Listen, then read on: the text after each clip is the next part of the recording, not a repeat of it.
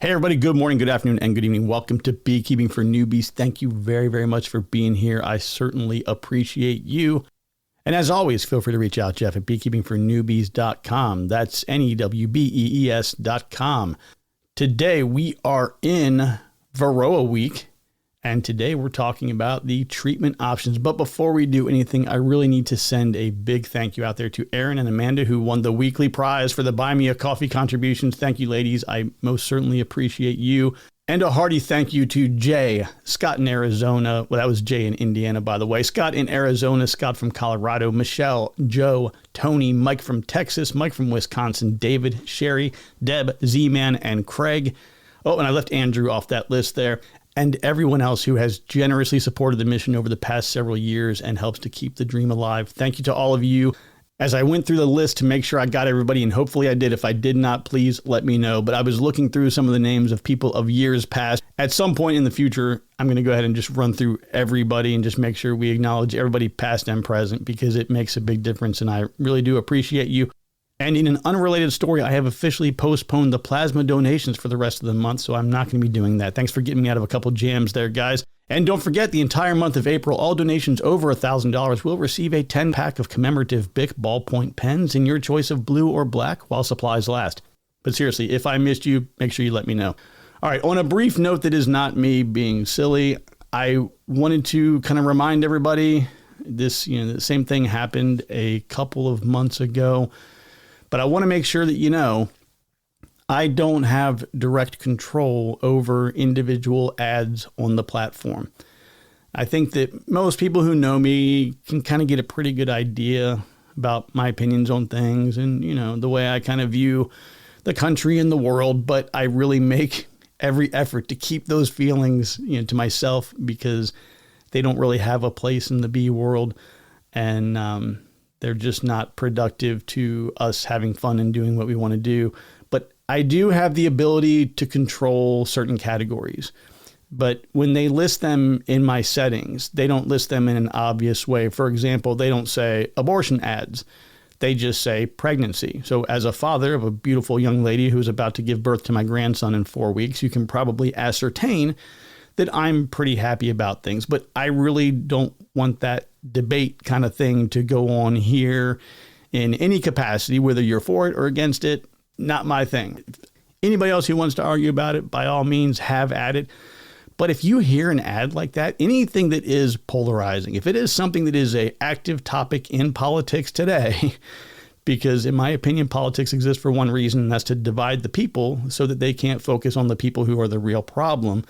So if you hear something like that that is obviously polarizing, please let me know. Just shoot me an email and say, hey, man, I heard this ad, really not super cool, and I can address it. So I went in today and I was browsing around. And like I said, there was a category that just said pregnancy. So to me, I just thought pregnancy meant like we're talking about women's health and we're going through, talking about how important it is to take prenatal vitamins or whatever it might be. Make sure you go see a doctor to get the head measured and those kinds of things. I don't have a dog in the fight, man. I'm not trying to pick a fight with anybody. I don't go through and pick and choose. So again, I excluded the category, and I hope that that addresses that issue.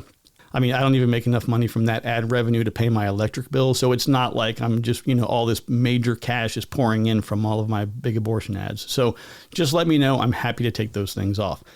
Okay, so as we continue with Varroa week, Monday was the overview. Tuesday, we got into reproduction, talked about a little bit of drone preference. Yesterday, we got into and discussed how to test and confirm whether you have a mite problem. Today, we're talking about the products you are likely to see on the market and a few things you're going to need to consider when choosing each one. Some of them have some very specific rules about when you use them, how you use them, some temperature ranges, things like that. Now, we're not going to really dive deep into each and every one of them because, frankly, each one of them, I think, can turn into a full episode by itself. But what we're going to do is we're going to go through some of the more popular options that I get asked about, things that I hear about the most. And I'll talk to you about what the kind of, I guess we would call it sort of like the common name and then common products that are in that category. And then we'll talk basically about administration and then whether or not it is safe or not to treat with honey supers. And that'll kind of be about the extent of it, maybe a couple of cautionary notes. But we're not going to dive in too deep, just kind of give you a heads up and some ideas of things that are out there. If you need specific guidance on something, reach out to me, join the Discord room, talk to us over there. When I say join, it's free. It's not like you got to pay for it. Just, show up and make a few clicks and you are in. And then at the end here, I will tell you the two things that I'm using. I'll tell you why I use them and what some of my rationale is for those choices. But first, let's talk about yesterday's hive inspection. So the colony of the day is going to be colony number 63. This is a first season colony from the 30 April package B group. They reside in an 8-frame Bee Castle Langstroth hive. Be sure to check out Bee Castle using the link in this episode. No, it's Bee Castle, making your bee dreams come true. Actually, I kind of made that update. Don't make your bee dreams come true. But I do have an affiliate link in there. If you buy anything through Bee Castle, I do get a couple of dollars on that. We had an outside temp of 80 Fahrenheit, around 27 Celsius. Winds were light, around 5 to 7 miles out of the west. Partly cloudy, mix of sun and clouds. Now, for those of you who've been following things prior to this week, you may recall the story of the guy who works in my apiary, who decided that it would be a good idea to keep the cork over the sugar plug in the queen cage. I guess he thought that would be funny in some way. Well, now that queen has been free for about 10 days, and I'm happy to report that all of the previously prepared laying space for her is full. I do have a little bit of the brood capped now, lots of open brood, and I got a little lucky because I had an idea of what frame she might be on based on what I could see kind of from the top, and sure enough, it was a lucky first pull. She was right there in the middle on the most recent frame of comb that they were actively drawing out. She was about 3 times the size she was the last time I saw her. She was calm, cool, collected. So I'm very excited for them. And like I said, she was huge. I was really pleased to see her. I wanted to get a picture, but again, I'm not smoking them right now. This is all part of that last group that is, not getting smoked. But as they are starting to get a bit more testy with me, I'm going to obviously make the switch, but I didn't want to have things open too long and have the brood exposed and have her sitting there on that frame. So I just gently slid the frame back in, took a quick look at everything else that's there, and continued on. Now, I also wanted to kind of see how they would respond to the gray sweatpants, recognizing that they usually don't like the darker colors near the entrance, as it could be interpreted as a predator. They did fly by my legs a little bit, sort of curiously circling me, but no stings. I still think that I am better off with my Carhartt pants or the Carhartt overalls and boots. It's a thicker material. It's more protective. It's a lighter color. It's good for working outside all day, especially when you're in any kind of agriculture. But on the boot subject, I really do need to reconsider this sandal thing that I have going. I like having my feet free and not stuck inside of a shoe. But someday my luck is going to run out. I mean, I'm going to be out there and I'm going to say something to you guys like, oh, I've worn them on every inspection I've done this season and I haven't been stung once. And then I'll get like 5 or 6 on each foot or ankle and I won't be able to walk for 3 or 4 days. But anyway, the feeder was empty, but I did notice a little bit of some brace comb coming off the adjacent frame and it was connecting to the feeder. So I just made a note of that. The feeder's empty. I'm not going to refill it, and we're going to remove that on the next inspection. I kind of have been out there not really gearing up. My face is always protected. I don't play around with that, but I haven't been putting on a lot of gear. Like I said, I'm in sweatpants, I'm in sandals, and I'm trying not to get them too upset. And I know that when I start pulling that frame out, it's going to be just like the ones the other day. It does not have any brood on it, but there is some connectivity to the adjacent frame that has a lot of honey. And I'm just going to wait. I'm bringing in some deep boxes probably within the next 3 or 4 days. So all of next week's inspections, they're going to be making full upgrades. I'm probably going to keep a couple of them in nukes and just do some stacking just for fun. But for the most part, I think everybody's going to go to larger, deep hive bodies. Again, we'll get you updated on that and let you know how that goes. They were also drawing some comb up towards the hole within the inner cover. I noticed they kind of extended it off of the top, but they are using the frames. So when I first saw that, as I was opening the outer cover and I looked in and I saw comb coming out of the inner cover, I thought, geez, they're not using that space down there, but they were. All of those frames that I waxed, I had a couple people email and they were like, hey, are you sure that big wax ball rubbing it on the frame works? And I still stand by it. In my opinion, it's really not as effective as rolling it on, because when you melt it and roll it on, you really get good, even coverage across the whole thing. And I don't get that exactly when I grab the big ball of foundation that I just made into a big waxing ball, but it does work. They've been actively working it in all of the hives. And I think two frames right now do have some of the comb where they've made the conscious decision to aggravate me and have drawn it off of the frame. But I have that happen all the time with any plastic foundation. It's really frustrating. This was supposed to be the year that I was going to all wax foundation for everything. And just as always, man, time gets away from you. Okay, so my upcoming actions for this hive. I'm going to remove the feeder on the next inspection. They've got plenty of nectar. They've got plenty of space for honey. They've got everything that they need in there. They don't need any more sugar junk. I am going to be assembling some frames as part of my how to assemble frames and how to assemble hive bodies section in the app that is rolling out next Tuesday, 28 April. So I'll take some of that newly assembled foundation and frame and get that into these brood spaces, and they'll appreciate that a bit more, I think, than the plastic. It is very possible, depending on what I see, that I might go ahead and add a second hive body to this. And again, this is an 8 frame deep right now. But I have a feeling that they are going to explode pretty quickly, and they are going to be behind their peers because the queen was caged for a little while longer. But all they did was they just kept working. So there is a ton of pollen, a ton of nectar. They've got almost a full frame side drawn out, packed full of honey or curing honey. So I think that queen is laying so fast that they're going to be doing quite well in about 2 weeks.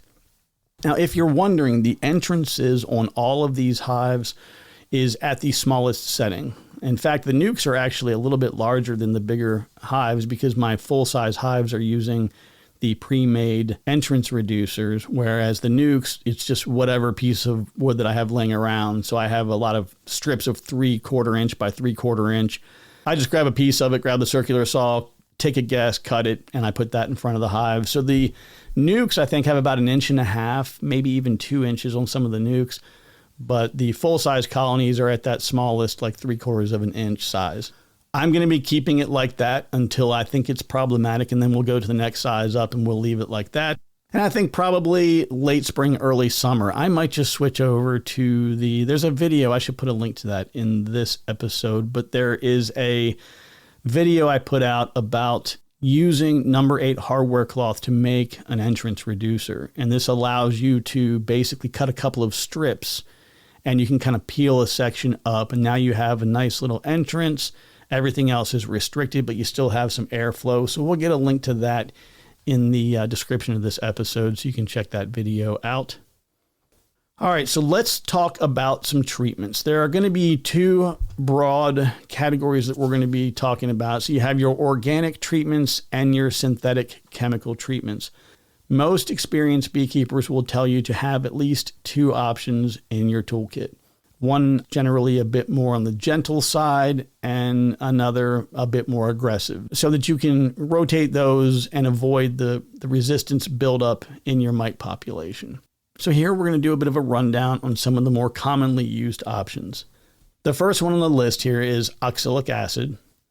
This would be commonly sold under the name Apibioxal. Again, this is in the organic category. It's very gentle. This is probably one of the most widely used organic treatments right now. If you haven't checked it out, you probably remember Randy Oliver. We had him on for an episode about 1.5 years or 2 ago. And God, Randy's a funny guy, man. He's a funny dude because he's just boom, boom, boom. This is how it is. There's no, what do you call it? I'm trying to find the right word for it. There's just no like joking around, messing around. He's all about business and really bright guy. But if you go to scientificbeekeeping.com, there is a tremendous amount of information there. Randy does a lot of research. He's out in California. And he does a lot of research in the Varroa space, Nosema. So if you have any issues at all with Nosema, go look and read the articles and things he's published there on his site. And if you have a few extra dollars, by all means, send him a few dollars, make a donation, because like many of us, we rely on the support of others to fund all the things that we want to do in the beekeeping space. And he just does such a good job in so many ways, and especially with the Varroa side of things. But the reason I refer you to Randy is he goes through all the different methods, and the three primary ones you're probably going to hear are going to be the dribble method, the extended release pads, and then the one that a lot of people know about, which is just vaporization. But specifically on the dribble and extended release pads, Randy's the guy. You want to go to scientificbeekeeping.com, read up on that, and that's the right way to go. Because when you're doing those extended release pads, also known as like the OA pads, that's a 30-day thing you set inside the hive, and as the bees move across it, they are able to receive the treatment. One of the most important things to understand about oxalic acid in whatever form that you administer it is that it is only going to be effective against mites who are adult bees. It does not penetrate the cappings. So you can do all the treatments you want while your workers and drones are capped and they're pupating. But if there are already mites inside of those cappings and they are already feeding on that developing and pupating workers and drones, they aren't receiving treatment. This is why timing the application is really important. Now, I'm not going to dive too deep in. I'll tell you what happened just now is I got off on a tangent and I went for like 15 minutes just talking about all the oxalic acid stuff and all these treatment things and how to make a schedule. And I walked through day by day. And then I realized, oh my gosh, we are in the overview thing. I can't put all that in here. So I literally just dropped about 15 minutes of me rambling about oxalic acid. But we can definitely dive into this deeper. If you guys are like, hey man, I really need to know, I'm trying to set my schedule up and figure out what makes the most sense, let me know. We can dive into that. But outside of that, if you have the ability to time it to a broodless period, like I'm about to have a dearth in mid-June, around that time frame, I'm going to be hitting it pretty heavy to make sure I'm knocking everything down as we roll into the fall flow like I discussed yesterday. But vaporization is probably the most popular delivery method. It is approved for use with honey supers on whichever method you would choose on that. Next, we're going to go into formic acid. One of the more common options you can purchase is Formic Pro. This is still in the organic category. This is a bit more aggressive. The big advantage to formic acid over oxalic acid is that it does penetrate into the capped brood. So you're going to basically do that treatment and you're getting everything. Capped, uncapped, doesn't matter. You're going to get the entire colony treated at one time. It is delivered via strips and it is temperature sensitive.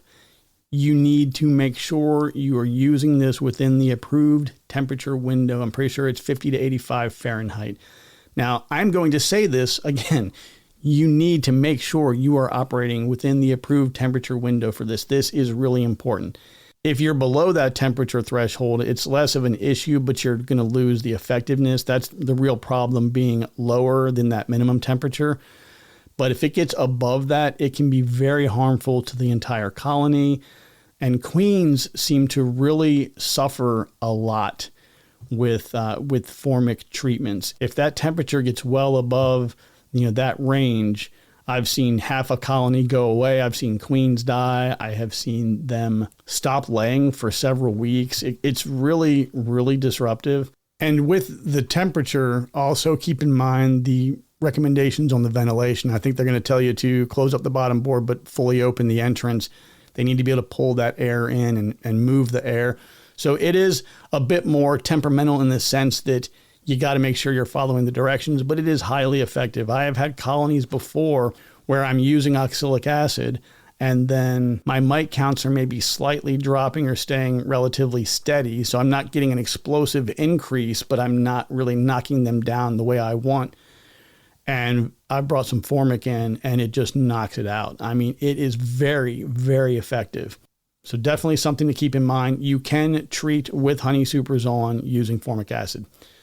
So next on the list, we're going to have Amitraz, commonly sold as Apivar. This will be a synthetic and it is considered to be a bit more aggressive. Apivar strips will hang in between the frames. I feel like it used to be 4 weeks and then it went to 6 weeks. You just read the package and whatever it says on there, use that. I haven't used it in several years, but the trick with it is it's got this kind of odd little tag that comes off of it that you can sort of hang it in between 2 frames. But I found that if you just kind of run a toothpick through that little hole, that works pretty well to hold it between 2 frames. But what you're going to be doing is putting those down into the brood space. And as the bees are moving through that brood space, they're going to receive the treatment. I used this for several years. It was very effective. I was very pleased with the results of it. I would say the worst thing that I did is I didn't read the directions. Like I took a glance at it, like, oh, okay, 4 to 6 weeks or whatever. And then I just grabbed them out, put them in the hive. Like, you're not supposed to be handling those. You put some gloves on, protect your fingers.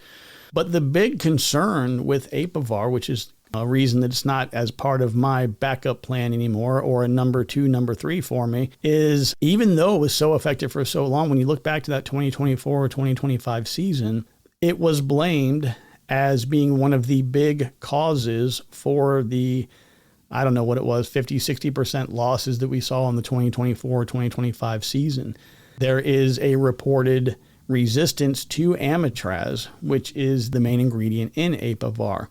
Now, in my opinion, I still believe that it is a valid and viable solution for a beekeeper today.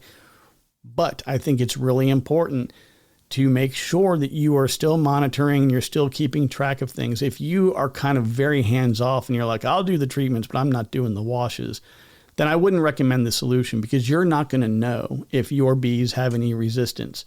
But if you are closely monitoring and you're doing your washes and you're finding that it's not knocking them down, you are absolutely going to have to bring something else in. But this, in my opinion, even if there is some resistance, I still think you could bring this in as your number 2. You know, you could be going back and forth with this and something else. Have not tested that, not really sure. If you're brand new, unfortunately, as much as I hate to say it, because it was really effective for so long, I would not use it.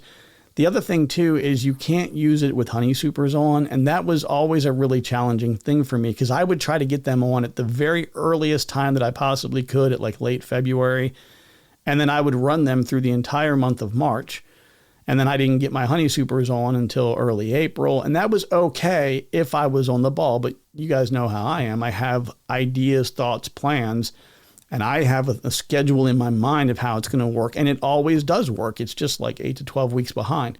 So that was always a challenge to work around that constraint. Next, we're going to have Thymol, commonly known as Apiguard, being one of the products that is in the Thymol category. Now, if you really want to aggravate people in the bee community, it's timed like the spice thyme, but just call it Thymol. That really, really aggravates the heck out of people. And you're like, yeah, I love Thymol. It's really good. And they're going to go, no, it's Thymol. And you're like, no, it's Thy, Thymol. So again, if you like to aggravate people, that's always a fun little thing you can do there. But this kind of falls into like a moderate category. You know, it's pretty good, pretty effective. It is a gel tray that kind of sits on top of the frames. It too is temperature sensitive, and it does need to be used at temps above 60 Fahrenheit, which is going to be, I'm guessing, about 16, 17, maybe Celsius. But you want to have it in that temperature range for it to work as effectively as possible. Now, I've heard some beekeepers, it's kind of a common claim that when using Apiguard, the bees will tend to beard a bit more, or they might be a little bit more agitated during treatment. This is a normal documented thing, so don't worry about that. Once the treatment is done, things usually return back to normal fairly quickly.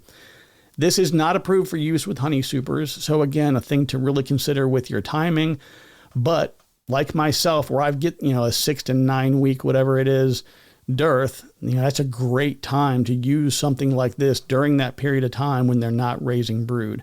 And next on the list are hop beta acids.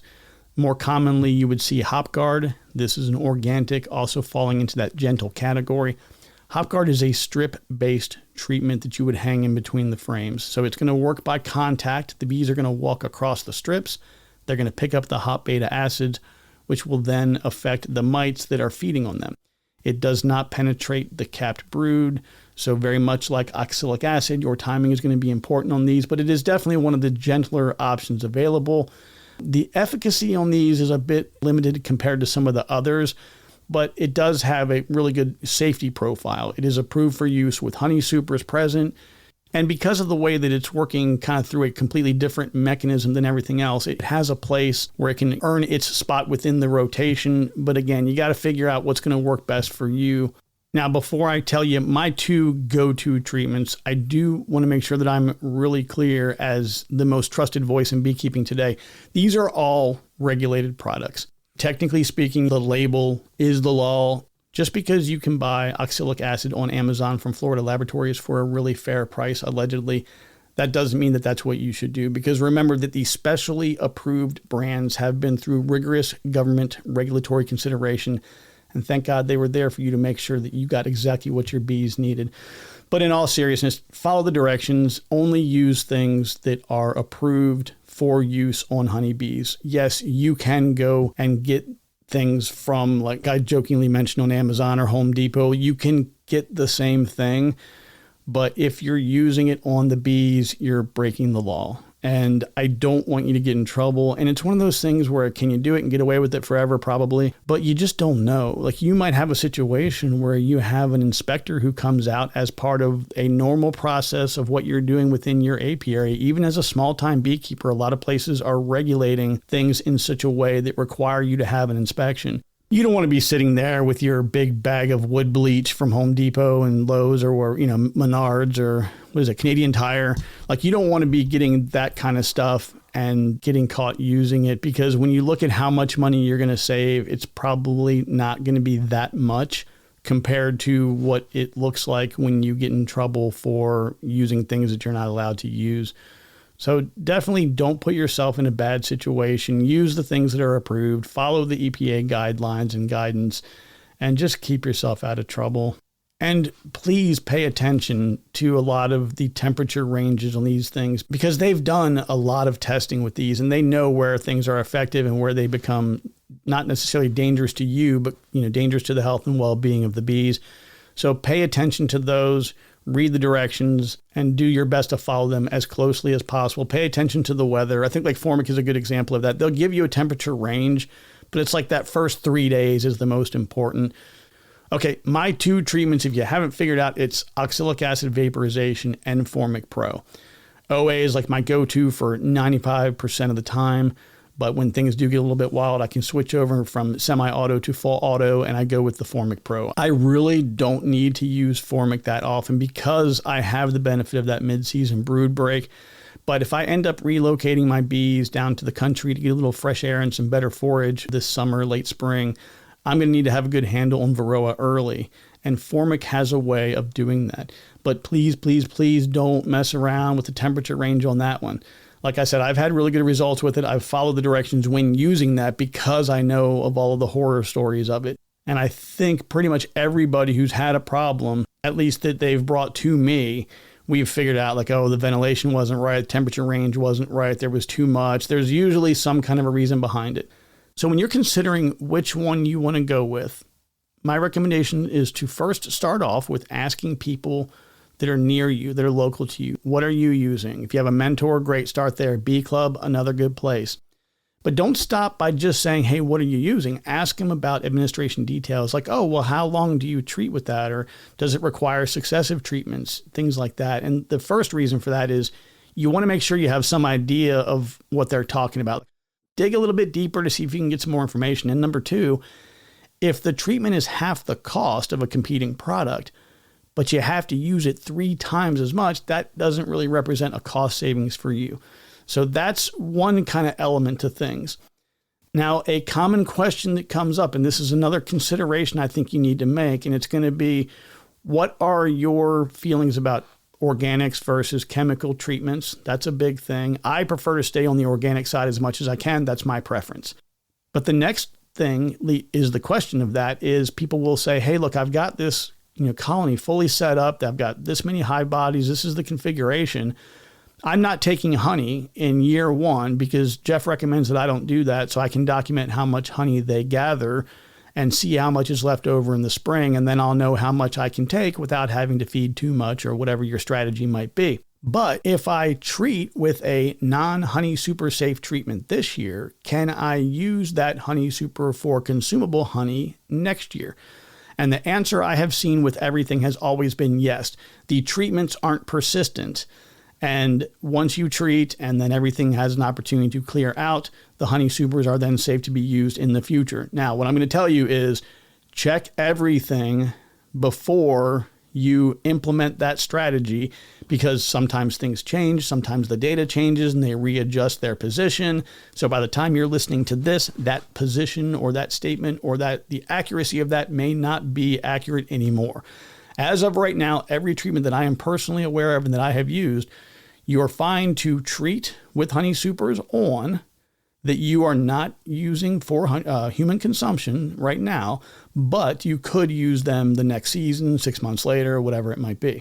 And remember that nothing is cheap anymore, but as I've said many times, figuring out the strategy is going to be something that you want to do early on, because it really plays into everything that we do in the apiary.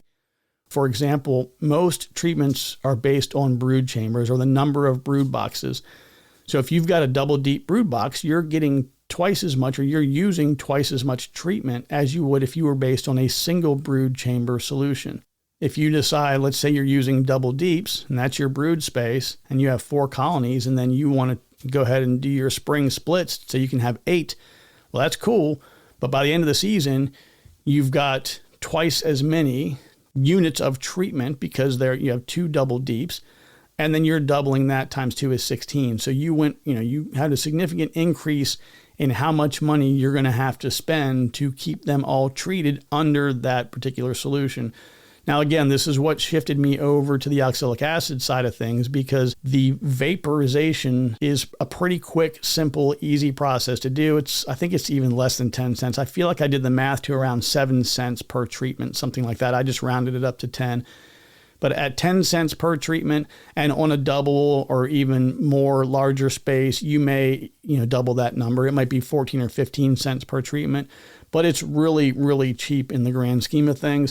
But when you start doing some of that math, it can really take the wind out of your sails. And I would much rather you have 1 or 2 really healthy colonies that are getting all of the treatment that they need versus having 15 or 20 colonies and you have this massive expansion and everything looks really super exciting.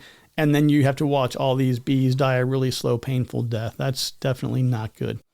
Okay, don't forget, tomorrow we are wrapping up the week talking about Varroa, Norroa. That's kind of the new kid on the block in the Varroa space. So please tune your podcast dial to the Beekeeping for Newbees channel again tomorrow. We are going to be live at the exact same time, so don't forget to tune in. The link is in the description. If you found any value in this and you'd like to grab a cup of coffee with me, I certainly appreciate that. Also, don't forget that the new app rolls out on 28 April, and there may or may not be a significant limited time discount. More to follow on that next week. Take care, be kind to one another, and remember that I love you, and there's nothing you can do about it. We'll talk to you soon.